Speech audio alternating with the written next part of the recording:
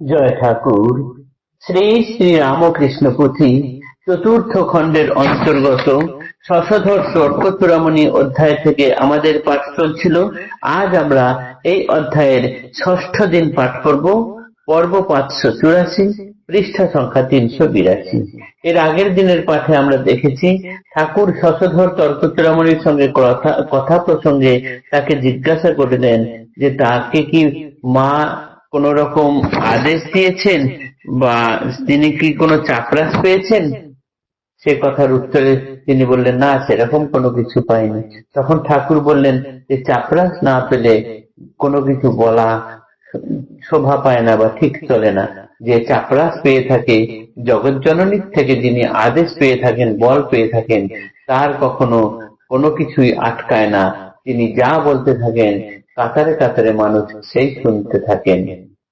এই বলে ঠাকুর ভাবাবিষ্ট হয়ে ডুব ডুব ডুব রূপসাগরে আমার মন এই গানটি ধরলেন যে ডুব ডুব ডুব রূপসাগরে আমার মন, তলাতল পাতাল খুঁজলে পাবি রে প্রেম রত্নধন, খুঁজ খুঁজ খুঁজ খুঁজলে পাবি হৃদয় মাঝে বৃন্দাবন, দীপ দীপ দীপ জ্ঞানের বাতি হৃদয়ে জ্বলবে অনুক্ষণ, ডুব ডুব ডুব রূপসাগরে আমার মন।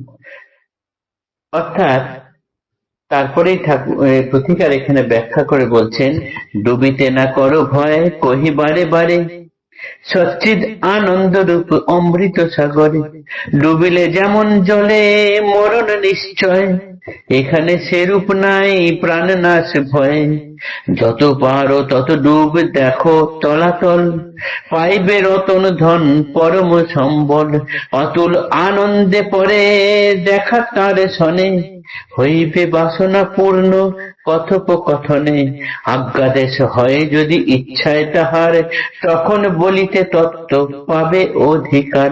এত বলি কহিলেন প্রভুদেব রায়, চিদানন্দে যাইবার ত্রিবিধ উপায়, জ্ঞান যোগ, কর্মযোগ, ভক্তি যোগ, আর এ যুগে প্রথম উদয় কঠিন ব্যাপার, সাধিতে দুর্বল জীবে না হয় ক্ষমতা, নারদীয় ভক্তি যোগ কলিকালে প্রথা, জুরি কর শশধর করে নিবেদন, কত দূর শ্রীপ্রভুর তীর্থ পর্যটন, প্রবেশিয়া পণ্ডিতের হৃদয় মাঝারে, প্রভু বলিলেন গিয়াছিনু কিছু দূরে, কিন্তু হৃদে ভক্তি বিনা তীর্থ পর্যটন, সকল বিফল হয় বৃথা পণ্ডশ্রম।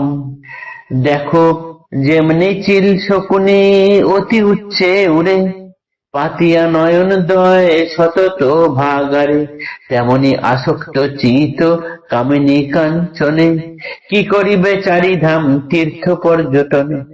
যবে আমি কাশী ধামে আশ্চর্য ব্যাপার, দেখিলাম গাছ ঘাস যত তথাকার, আকারে বরণে গুণে সেই একই জাতি, এখানেতে যেই মত সেখানেও তেমতি, মন যেথা তথা তুমি বুঝহ বারতা, মন যেথা তথা তুমি বুঝহ বারতা, এখানে যাহার আছে তার আছে সেথা, যখন তখন তত্ত্ব বুঝিবার নয়, উপলব্ধি হয় যবে সাপেক্ষ সময়, হৃদয়ে ধৈর্য ধরি হইবে থাকিতে, উতলা উচিত নয় উন্নতির পথে। ডুব ডুব ডুব রূপসাগরে আমার মন, এই রূপসাগরে ডুব দিতে বলছেন, এর তলাতল পাতাল খুঁজতে বলছেন, তবেই রত্নধন পাওয়া যাবে। এমনি জলে ডুব দিলে পরে মানুষের মরণ নিশ্চিত, কিন্তু এই সচ্চিদ আনন্দ রূপ অমৃত সাগরে কেউ ডুবতে চাইলে সেখানে প্রাণনাশের ভয় নেই। তাই পুথিকার বলছেন এখানে যত পারো এখানে ডুব দাও, ডুব দিয়ে এর তলাতল দেখো, এবং একদম খুঁজতে খুঁজতে তবে শেষে রত্নধন পাবে, যা পরম সম্বল। এবং তখন তোমার মন অতুল আনন্দে ভরে থাকবে। ড্যাং ড্যাং ড্যাং ডাঙায় ডিঙা চালায় বলো সে কঞ্জন, কবির বলে শুন শুন শুন, ভাব ও গুরুর শ্রীচরণ, দীপ দীপ দীপ জ্ঞানের বাতি, জ্বলবে হৃদয়ে সর্বক্ষণ, ডুব ডুব ডুব ডুব সাগরে আমার মন। তো এই যে তলাতল পাতাল খুঁজলে পরে রত্নধন যখন পাওয়া যাবে, সেই রত্নধন পেলে পরে হৃদয়ে সর্বদাই জ্ঞানের প্রদীপ জ্বলতে থাকবে, আনন্দ থাকবে সদা সর্বদাই, সেখানে আর অন্য কোনো দুঃখ আদি থাকবে না। চিদানন্দে যাওয়ার এরপরে ঠাকুর বললেন, এই চিদানন্দে যেতে গেলে তিনটি উপায় আছে। সেই ত্রিবিধ উপায় হলো জ্ঞানযোগ, কর্মযোগ এবং ভক্তিযোগ। কিন্তু এখন এই কলিকালে নারদীয় ভক্তিযোগই হলো সবচেয়ে সুন্দর প্রথা, কেননা নারদীয় ভক্তিযোগ এইখানেই সবচেয়ে সহজ। এই কথা শোনার পর শশধর তর্কচূড়ামণি ঠাকুরকে জোরহাত করে জিজ্ঞাসা করলেন যে আপনার কতদূর তীর্থ পর্যটন করা হয়েছে।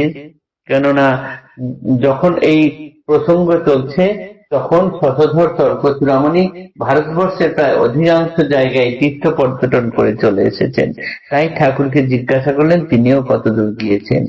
ঠাকুর তার মনের মধ্যে, হৃদয়ের মধ্যে প্রবেশ করে তাকে জানালেন যে তিনিও কিছু দূর গিয়েছেন বটে, কিন্তু মনের মধ্যে যদি ঠিক ঠিক ভাব না হয়, তাহলে হৃদয়ে ভক্তি না থাকলে তীর্থ পর্যটন সব বৃথা পণ্ডশ্রম। শিল শকুনিও অনেক উঁচুতে ওড়ে, কিন্তু তাদের নজর পড়ে থাকে ভাগাড়ে। ঠিক সেরকম মনে যদি কামিনী কাঞ্চন ভর্তি হয়ে থাকে, চার ধাম তীর্থ পর্যটন গিয়েও কোনো কিচ্ছু উপকার হবে না।